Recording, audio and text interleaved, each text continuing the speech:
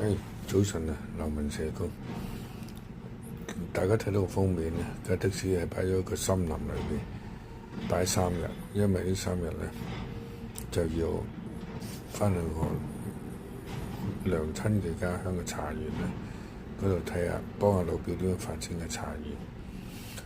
咁泊咗架車個森林嗰度咧，就行出去村口咧。死咗好彩喎！我諗住真係行出大街先至有的士嘅，咁樣咧我見到個光頭仔喎，咁好啊，等一等佢1分鐘都唔使啦嚇，咁上車咁小巴真係見到我就停喺度，唔係啊，即係證明咧生意難做啊！有人企到我都唔係遞手，專登唔遞住，因為費事佢誤會啊嘛。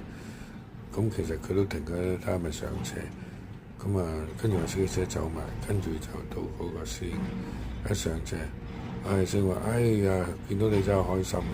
我話我見到你都開心啊，但我諗住行咗去大路啊，大佬真係一有排行啊，兜個大圈啊！咁佢話我今晚開工第2轉啫，我8點鐘開工到而家，嗰陣時9點幾，你話都係幾靜？我話係啊，生意好靜。佢話：師兄你揸幾耐啫？我揸8年啦。佢話我揸咗成16年啦，哇！成身都散晒。嗰陣時佛戰師兄話呢樣嗰樣咁我都我懶鬼啊，梗係咁啦。呢個師兄就係咁。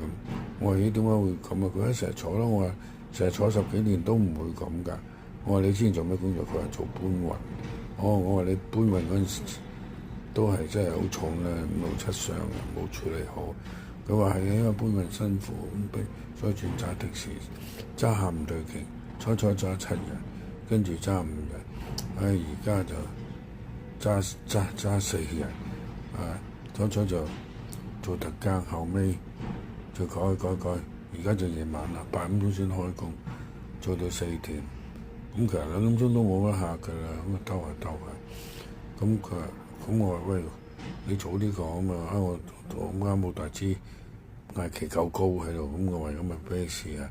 佢話我有深圳定期中醫推拿，我啱㗎，要中醫嘅推拿先得㗎，你唔好再求其嗰啲咁嘅揼骨推拿冇用㗎。咁佢話係啊，推完幾日，推完又再分配。我話係啊，你錯晒位啊，發炎㗎嘛，所以呢個絕症。唔做你唔喐都冇用，都要慢慢得閒要執下骨嘅，呢個就係要退休啊！我諗呢個時候退休。